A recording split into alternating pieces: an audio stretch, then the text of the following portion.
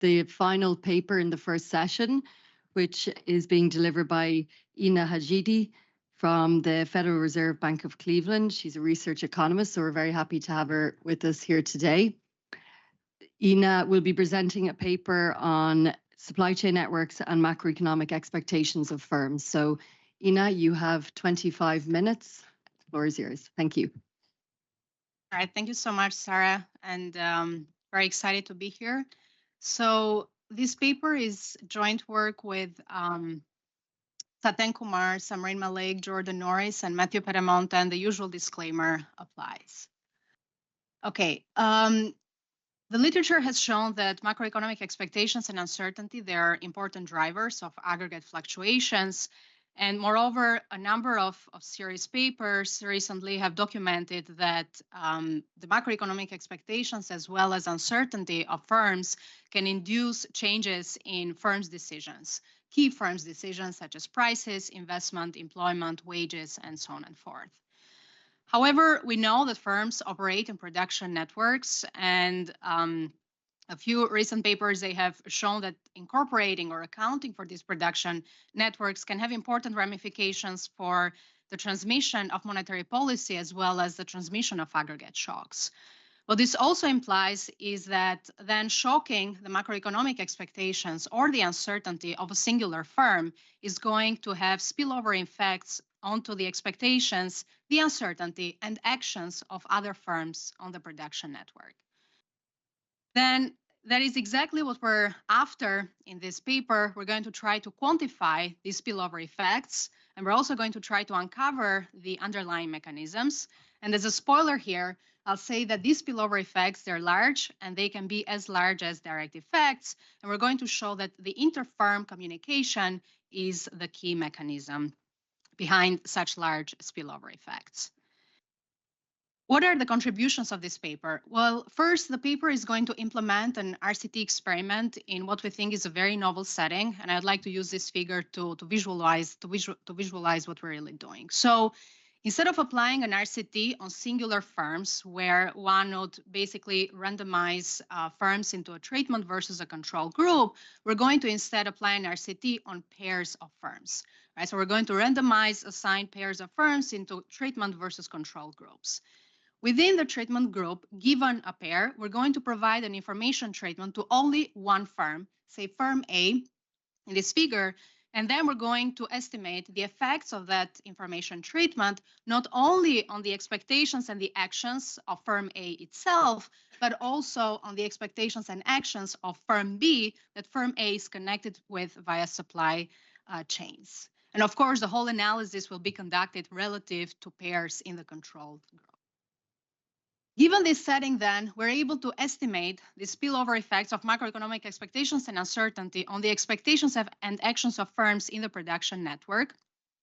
We'll be able to uncover the mechanisms behind the estimated spillover effects, and then using a production network model similar to RUBA 2023, complementing it with uncertainty and a communication network, we're going to be able to study the role of communication for the transmission of output expectations and uncertainty for firms' pricing decisions as well as aggregate inflation. What do we find? So the key main results of the paper are that first, higher expected future growth causes firms to increase prices and employment. However, higher uncertainty about future growth will cause both main and connected firms to lower prices, lower employment, and lower investment, pretty much acting like a negative demand shock. These spillover effects on the connected firms will be nearly as high as the direct effects, and as I mentioned earlier, the inter-firm communication is the key mechanism. Through the lens of the model, we're going to show that communication symmetrizes the transmission of uncertainty shocks upstream and downstream, and it amplifies the impact of macroeconomic uncertainty on inflation. However, it does reduce inflation persistence. The paper is related to three strands of literature. It's connected to those papers that have been documenting the effects of macroeconomic expectations on optimal decisions, to that branch of the literature that has been studying the effects of aggregate uncertainty, and the set of papers that has been studying the role of networks for macroeconomic expectations and outcome. and I'll keep it short to jump immediately to the data. So the data is coming from a two-wave survey of firms managers conducted in New Zealand in 2024. Firms are characterized as pairs of customer main supplier. In the first wave, we're looking at about 1,000 surveyed pairs. In the second wave, there is a little bit of an attrition, so we'll be looking at fewer surveyed pairs. We'll be observing data on firms and managers' characteristics, as well as communication between firms, on top of eventually the data coming from the RCT experiment. So at a high level, the RCT experiment goes as follows. First, we're going to randomize pairs of firms into 3 groups, a control group and 2 information treatment groups. We're going to elicit prior expectations and uncertainty about future growth of these firms, as well as their plans on prices, investment, employment, and wages at the firm level. Then we're going to provide groups of firms with some information. One group of firms will be given information about professionals' real GDP growth forecast in New Zealand. Another group of firms will be given information about professionals' uncertainty around future real GDP growth. And eventually, there's a third group that will be receiving no information treatment. After this, we're going to elicit firms' posterior expectations and uncertainty about future growth, both at the end of the first wave as well as in the second wave. And in the second wave, we're also going to gather information about firms' actual changes in their prices, investment, employment, and wages over the past 3 months. So that this would be the intermittent period between the first and the second survey. And of course, we're also going to gather quite a bit of information on the intensity of communication between firms in a pair. What about the empirical strategy? The empirical strategy really relies on having these treatments move around firms' expectations and uncertainty about future output growth, right? And once we have that, we're going to use the exogenous variation in firms' posterior expectations and uncertainty about future growth to isolate the effect of those onto the firm's actions, such as prices, investment, and so on and forth, not only for the directly treated firms, but also on the firms that the directly treated firms are connected with. And finally, right, given all this, we're going to use different data to inspect the mechanisms behind the spillover effects. Okay, so on the first step, we're going to try to see what are the effects of treatments on expectations.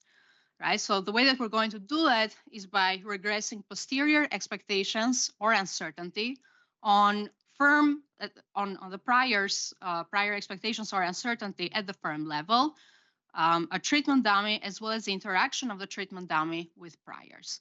Now, all we care about here is that we get gammas and thetas that are statistically different from 0, especially so for the thetas.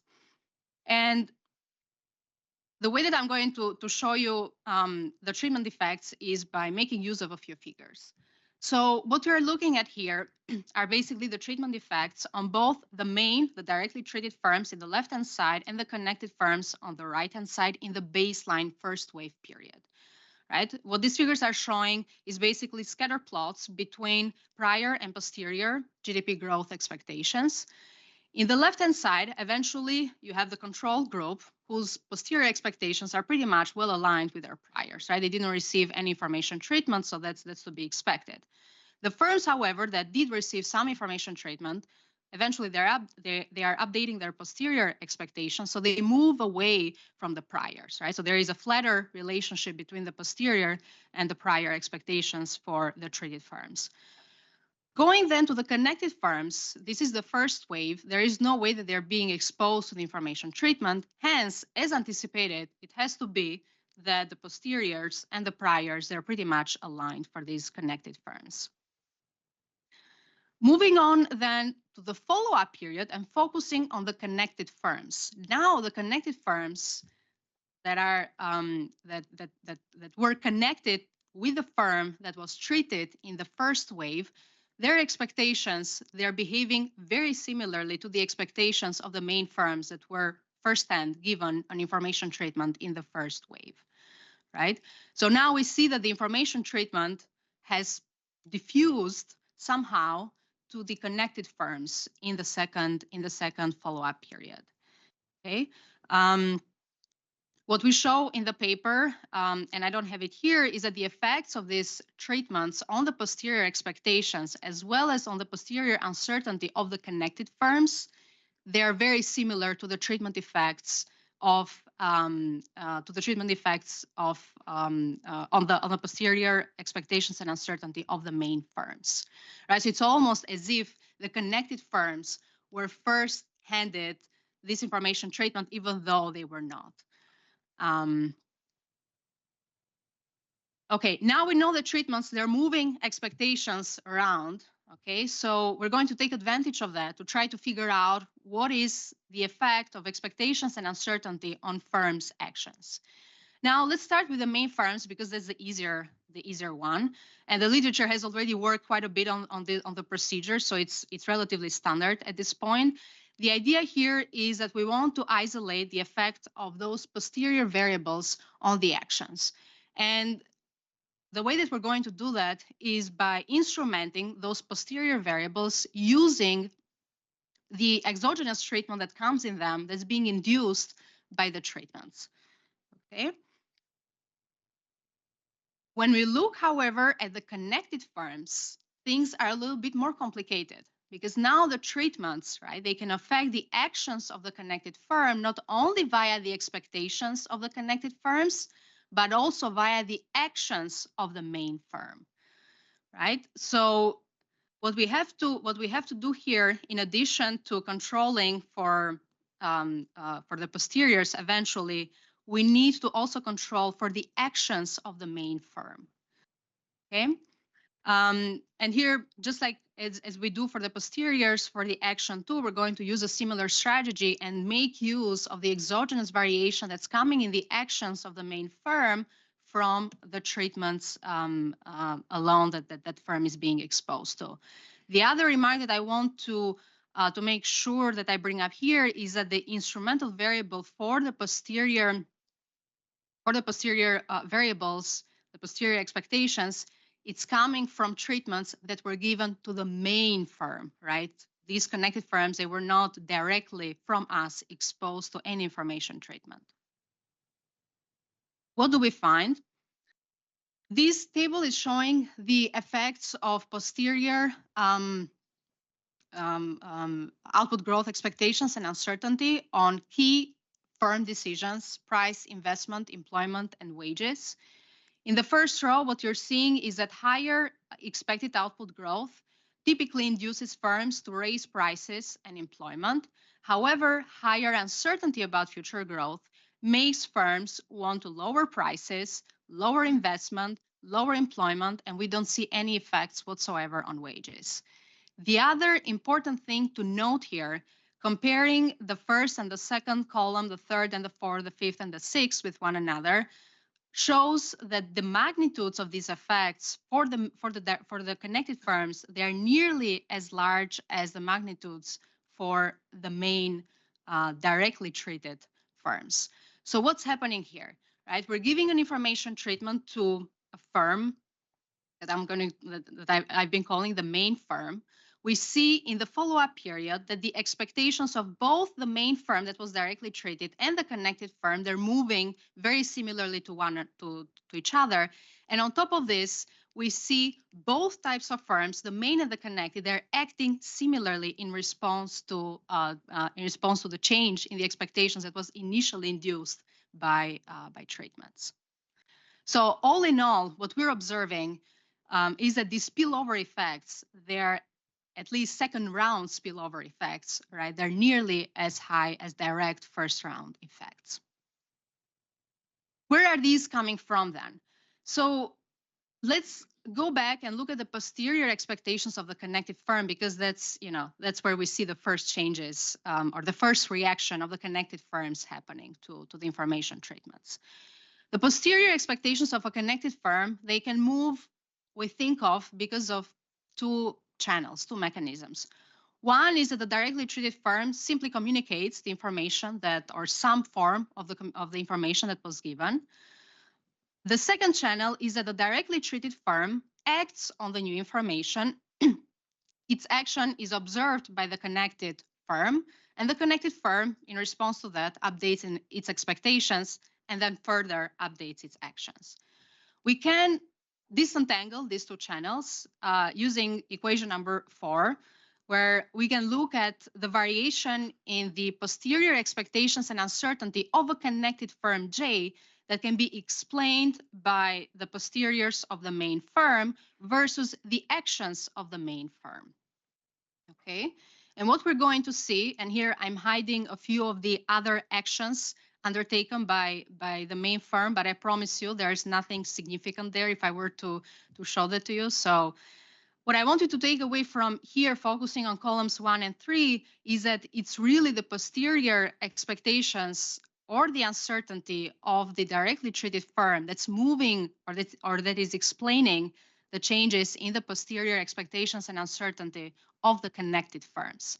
The other key thing to note here is that if we failed to control for the expectations of the main firm in columns 2 and 4, we would wrongfully conclude that it's maybe the prices of the main firm that are explaining the movements in the posterior expectations of the connected firms. Highlighting once again the importance of firms' expectations to try to understand really what's happening here. Indeed, the data shows that treated firms talk a lot more about output growth than firms in the control group. What you're looking at here, if you focus on the red histogram, is that the majority, over 60% of firms in the control group, they report to never have talked about real GDP growth in the intermittent period between the first and the second wave, whereas firms that have been treated, right, they have been talked at least once about real GDP growth, taken all of them together in the intermittent period. So it is really the case that treated pairs of firms, they are talking about real GDP growth. The communication channels, they're already there. What the treatment is doing is really switching a little bit the topic of conversation for firms in a pair. Now, one might think that, well, maybe there are some strategic considerations in how you think about communication. Maybe a supplier has different incentives to communicate than a customer. We don't find that to be the case. The way that we're going to see that is by creating this triple interaction variable where H main there is going to be a network specific characteristic of the main firm that has been directly exposed to the treatment. That characteristic would be, the firm is a supplier versus a customer. It would be the number of its customers or suppliers, and so on and forth. And as you can see in the table at the end of the slide, we don't see any significant effect coming from that. So it seems that communication, that suppliers, right, they communicate as much as customers. Indeed, again, looking back at the data, we see that treated suppliers, they communicate with their customers as often as treated customers communicate with their suppliers. Okay, and what this figure is basically showing is the treatment effect on GDP communication for supplier versus customer in under both treatments, and we don't see any significant difference between the two. So all in all, what the empirics seem to show is that higher expected growth leads to higher prices and employment. Higher uncertainty about future growth leads to lower prices, lower investment, and lower employment. These spillover effects, they are as high as direct effects, and the connected firms, they seem to be affected primarily because the directly treated firms communicated some version of the information treatment, which we don't know exactly which version, but we know that is some version of that information treatment to the connected firms. And there's no evidence of strategic motives in communication. With this, then, we wanted to understand what is the role of communication relative to a world without communication for firms' pricing decisions and ultimately inflation. And so the way that we're going to do that is very simple. We're going to take the production network model of Rubo 2023 and just the price setting part of it. rewrite the Phillips curve in terms of price levels. For the sake of argument here, we're going to think of the sector as being a firm. And we're going to take a very partial equilibrium view on this, right? Where output growth will be given. We're just assuming that it follows some IID process, but it has two components. A deterministic component, mu star, which if I were to observe a super large amount of data on mu star, it would just behave like an IID process, and an epsilon. Iterating this equation forward becomes very clear that expectations about output growth, whichever is your favorite version of slack in the economy, is important for current pricing decisions. Okay, now, given that the results on uncertainty are very salient in our empirics, we wanted to think of uncertainty in this framework, but we also wanted to keep things linear. And the only thing that we could come with was assuming that firms are facing Knightian uncertainty about the deterministic component of output growth, and that they are averse to such ambiguity. And Ilut and Schneider, they have an AR paper that is extremely insightful that tells you how to deal with this form of uncertainty while maintaining the framework of a linear model. All we care about eventually is expectations about output growth of these firms. The firms are assumed to receive some information about forecasters' uncertainty about future output growth from where they can extract a signal about the worst possible scenario of output growth from the forecaster's point of view. They'll use that to update their expectations about output growth. And let's not forget, there's also communication happening between firms. We'll discipline that via communication network matrix C, where Cij indicates the intensity of communication from firm J to firm I.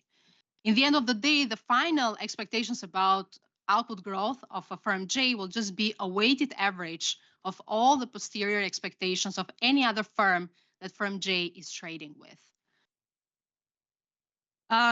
In the paper, we derive a series of theoretical results, and eventually, depending on what you want to assume on the communication matrix, that can really tell you what types of results you're going to get. So we wanted to really go quantitative and let the data inform what the model implies.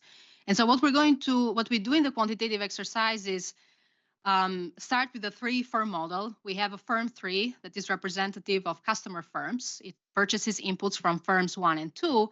Firm 2 is a supplier firm in the network. It purchases inputs only from firm 1. And firm 1 pretty much represents the rest of the network.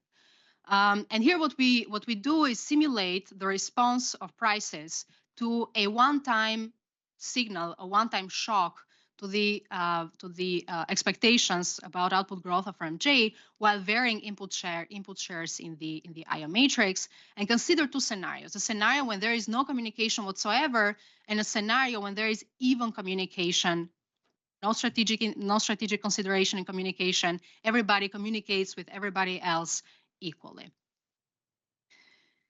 What I'm showing here then is a distribution of initial price responses to output uncertainty in the left panel when the treatment is originating from the supplier firm, and in the right when the treatment originates from the customer firm. Now, there are 2 things to note here. First, when there is communication, the distribution of prices on impact is the same, regardless of where the treatment is originating from. Why? Because even communication is basically making a private signal become a public signal, and everybody becomes aware of it. Everybody responds to it, and really the heterogeneity that you're seeing is just heterogeneity driven by other structural differences in the firms, because they have different frequency of price adjustment and so on and forth. The other key thing to note is that communication really reduces the dispersion of price responses to a treatment, right? Why? Because now you're pretty much killing the dispersion in prices that is coming because of dispersed information. Now, let's look at the evolution of prices and inflation when treating customer firms. Now, of course, in the absence of, and I think this has been a point that was raised in the earlier presentations today, in the absence of communication, eventually shocking the customer firm, we should not see lots of effects on the prices of the supplier firms, right?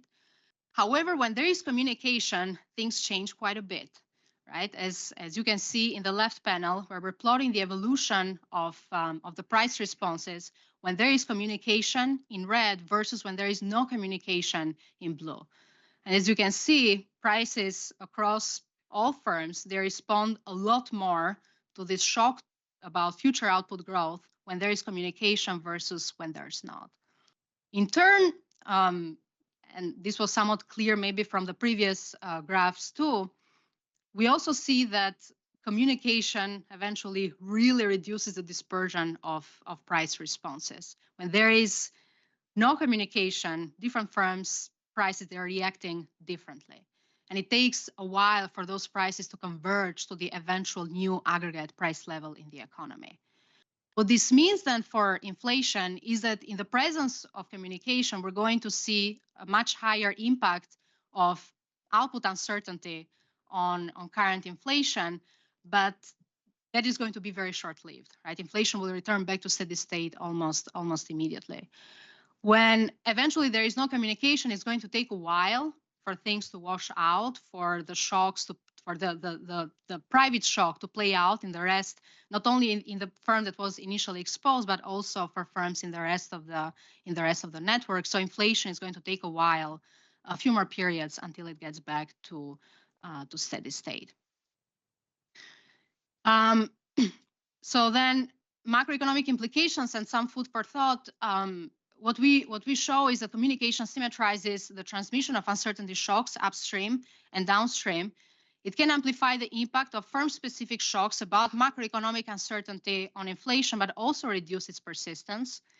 And I didn't go into details about this in the slides, but we have something about this in the paper where we show that accounting for firms' expectations becomes particularly important when estimating structural parameters such as the Phillips curve slope. And interfirm communication is a key channel through which firms' beliefs propagate. And we think that this might also be helpful for policymakers to design alternative communication strategies. And I'll leave the concluding remarks here because I know that I'm running out of time, and I look forward to Tiziano's discussion.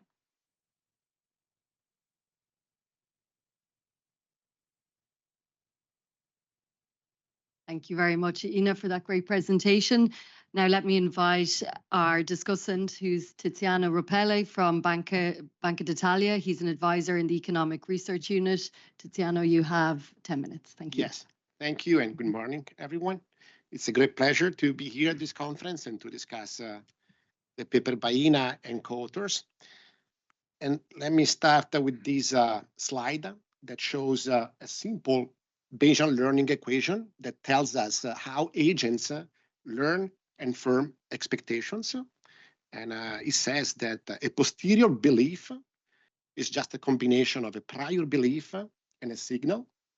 And depending on the precision and the relevance of the signal, the coefficient G can either increase or decrease.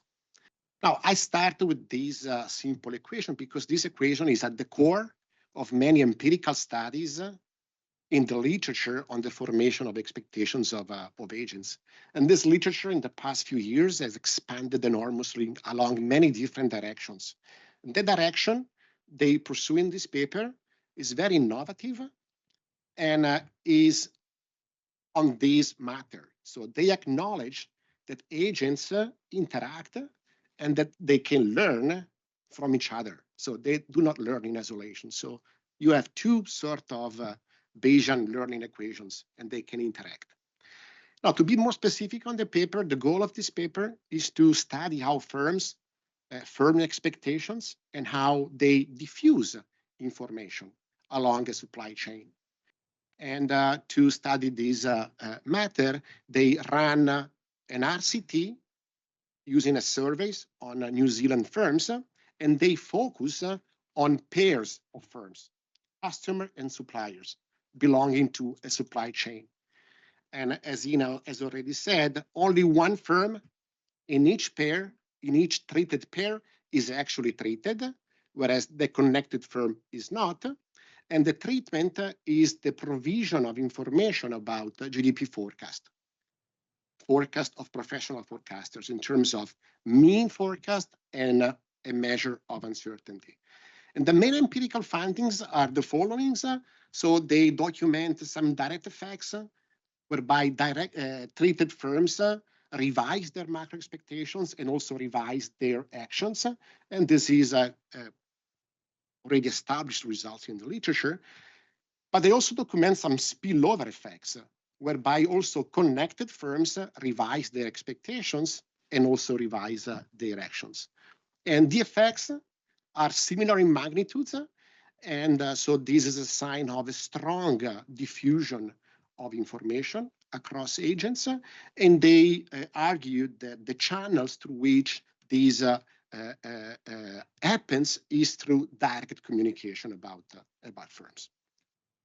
Now, let me go through a set of comments, mostly on the empirical part of the paper. So on the experimental design, so the experimental design in this paper is very clean and executed accurately, but that it builds on a simplification. Namely, they focus just on pairs of firms, customer and supplier firms.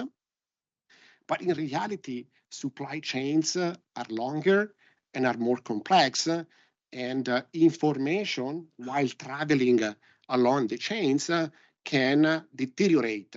So information might undergo a sort of metamorphosis.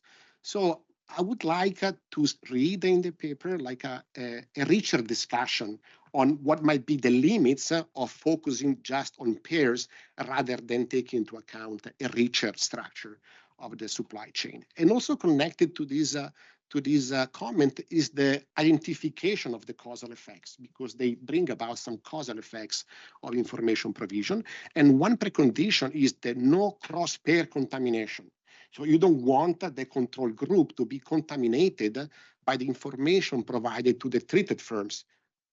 So they check these precondition by looking at the pairs. But of course, if the supply chain is richer than these, you cannot rule out ex ante these contaminations. So it would be interesting to see in the paper like a description of how complex is the supply chain in New Zealand. Okay. Another common problem in survey data is the response rates. So in this paper, as in many others, the response rates are not that high, especially in the second wave. There's not much you can do ex post. Of course, there is a problem of representativeness and also external validity of the results, but there's not much you can do at the moment. But perhaps to ensure the robustness of your results, I would at least include in the specification for when using the data from the second wave some characteristics to check the robustness of your results.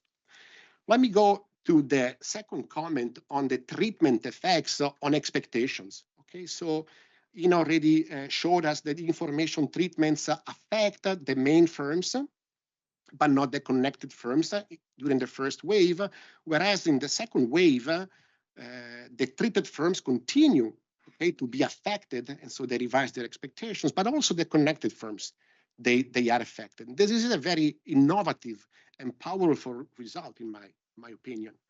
But there are some sort of concerns. One is that the effects between the main and the connected firms are really similar to each other. So the magnitude is pretty much the same.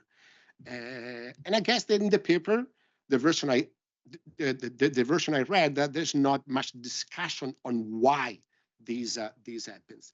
And again, I would like to see perhaps more discussion on the descriptive statistics about the prior and posterior distributions of these expectations, of these macro expectations. That might help also to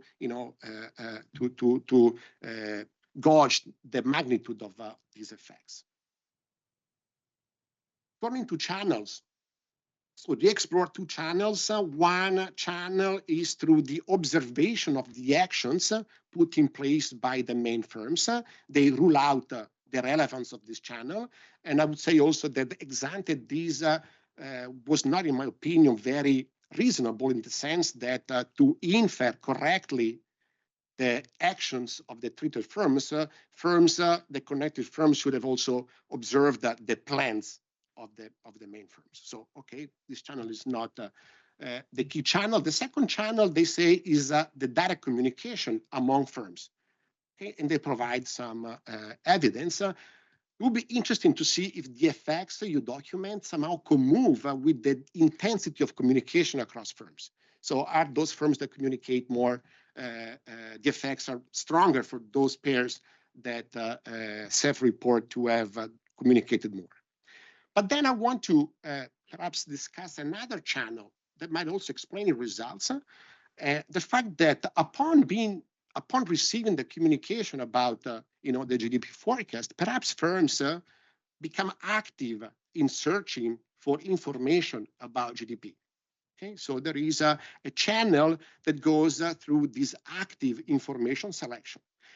It might be just pure coincidence, but I put GDP in Google Trends in New Zealand in the past 5 years, and as you can see, there is like a spike exactly during the second run of the survey. This is, anecdotal evidence, of course, but something.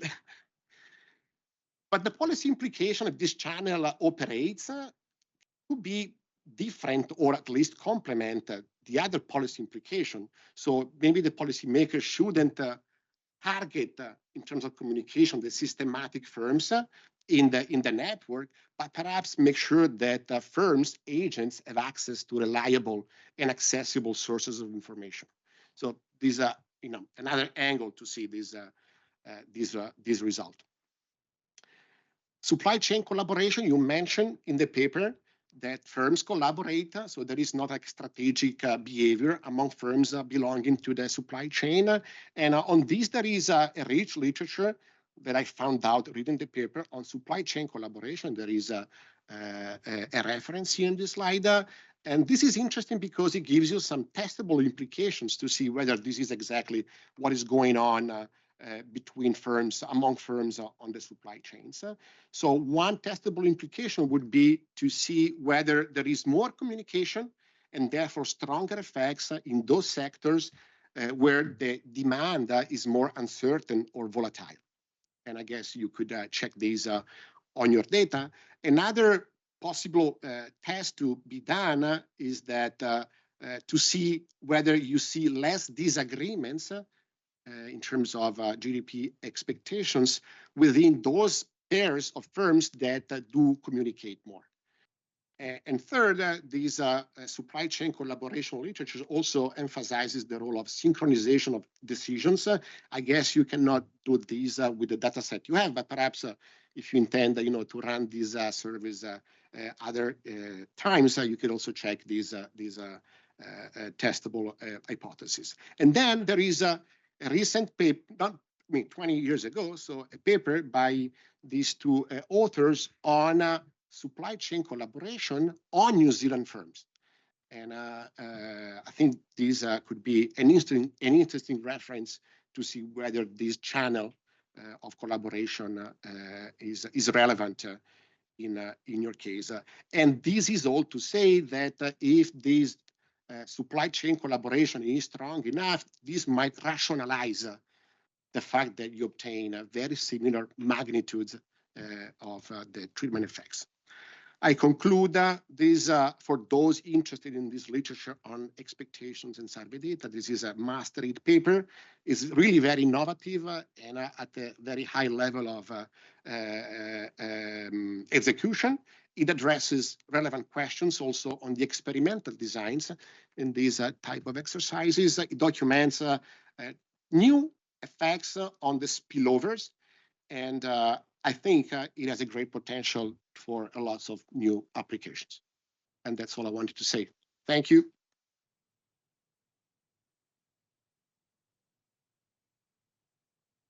Thank you very much, Tiziano. Now I'll open the floor for questions in the room. Yeah, we've got 2, 3 at the, yeah. First. It's a very nice paper.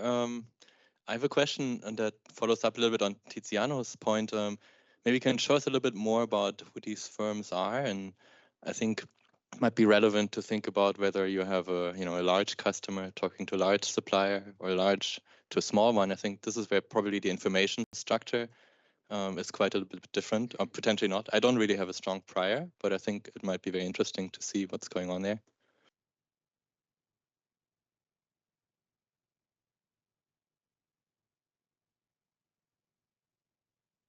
So thanks a lot. It's very, very interesting.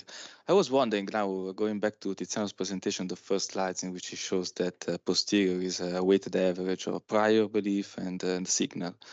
That the kind of shocks that you put, like mean and uncertainty, might be a bit different in that setting. In particular, the uncertainty might actually change the weight that that firms assign to the signal. And I was wondering if you can check this in your data set. It's a kind of shock that changes the way that firms might process new information. So if you can check that, would be nice. And then maybe we'll take one more from Jean-Paul, and then I'll pass back to Ina. Thanks. Very nice paper and a very nice discussion too. So comparing to Giacomo's work, and there's kind of an interesting comparison on pricing. So the impact of uncertainty on pricing, and I think the committee did a great job putting the two papers next to each other. If I follow, it seems that under nitrogen uncertainty in your model, with uncertainty, so you would have a fall in prices, whereas in Giacomo's paper, you would have an increase in prices coming from this precautionary savings mechanism, not precautionary saving, precautionary pricing mechanism. So which seems, it seems to be a very stark contrast. Am I right in this comparison? And do you have perhaps data to bear to kind of like figure out which of the two is going on?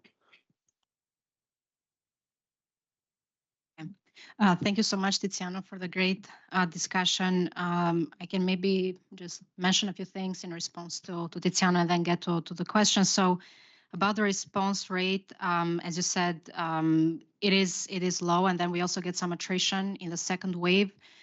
It is, however, very similar to the paper written by Kumar, Koibion, and Goratnichenko on similar firms. So it's not unusual, at least for the universe of firms in New Zealand. The other thing to keep in mind here is that we're not only targeting summary statistics for single firms, but we're targeting statistics for pairs of firms. So that in and of itself becomes a lot more challenging. Just wanted to bring that up. And I also think that, I mean, you bring up some great suggestions that we can, there's things that we can certainly do with the data. There's others that eventually the RCT is done now, and we cannot go back to it. Raphael, on your question regarding firms, so we have a fairly good distribution of firms, from firms that have fewer than 6 workers to firms that have over 60 workers. We haven't split things because eventually the more you split the sample, the less power you get. But that's definitely something that we can, at least for internal consumption, look into and see whether we get any different results. My prior would be that we would not, but worth checking. On the way that firms assign to the signal versus the prior, I am not sure. I mean, I guess that we can definitely see, if you remember in that first regression, we can definitely see whether there's a difference in the estimated coefficient that goes in front of the interaction between the prior and the treatment, which would tell us something about the weight that firms put on the prior versus on the signal. Off the top of my head, I don't recall that estimate being significantly different for uncertainty versus mean expected output growth. So yeah, my prior would be that probably that's not the channel at work, but it's definitely interesting. And then Jean-Paul, so you're right. I thought about the same question that you raised. So there's a few things to keep in mind here. So first, empirically, right, we know this for a fact. We know this from previous research work. We were also able to confirm the documented effects that higher uncertainty about aggregate growth, right? So this is uncertainty at the aggregate level. This is not uncertainty at the sector level. It induces firms to lower prices, lower employment, lower investment. And if anything, the second moment effects, right, are a lot stronger, a lot more prominent than first moments. And so in that sense, right, in our world, higher uncertainty about aggregate output, it really acts like a negative demand shock. And that's exactly what the model is really replicating. Now, of course, there, as I mentioned, we do take a shortcut in the way how we think about uncertainty. We really think of it as being sort of a Knightian uncertainty, which in and of itself, in the end of the day, is just going to act like a negative demand, like a negative expected demand shock to come in the future. But maybe Giacomo and I can connect later and talk some more about this.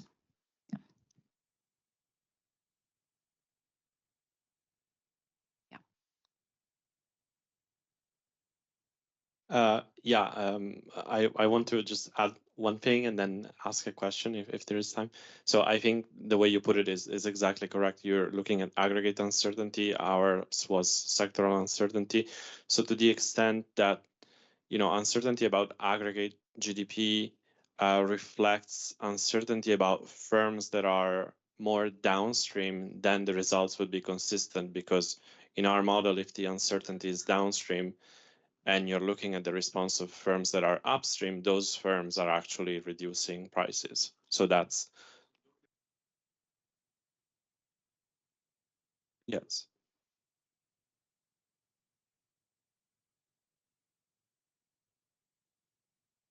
Yeah, so that's another distinction, yeah.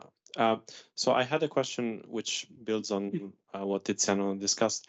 If you want to distinguish between active communication and this fact that firms might by themselves search for more information, would you not want to show us, for example, how firms that are not connected to firms that are treated, how their posterior changes, and maybe in a second step, show us not the response of firms that are connected to the ones that are treated, but that with difference with respect to those that are not connected to those that are treated. That would be a way to kind of, I think, separate out the direct communication versus the search that could be going on. So I think that there's many things there. So we know, right, that firms that are in the control group, right, these are firms that are these are connected firms or even main firms, but they were not exposed to information treatments whatsoever, either by first-hand information or second-hand information. And we know that the posteriors of those firms, they almost exactly coincide with their prior. So there's pretty much no change happening there. Now, for the firms that are connected with the main firm that was handed some information, the connected firms, something has to happen that ignites, an incentive to go search for extra information, right? And so it has to be that communication in the first hand happened, or even though Tiziano was a little bit more skeptical of that other channel, or they observed, an action like the price change, right, different from what was previously anticipated from the main firm, and that ignited eventually more an update in expectations, maybe more search going on. But it has to be that, I think that you still need that first step, right? You still need that means of transmission of information from the directly treated firm to the connected firm. And so I I'm totally sympathetic to the idea that, maybe firms, they go and search for some more information. I don't think that right now we have a way of distinguishing that in the data, but Great. Thank you very much, Ina and Tiziano, for a great presentation and discussion. And thanks to everyone also in the room for the questions. So let me give a round of applause for a great first session.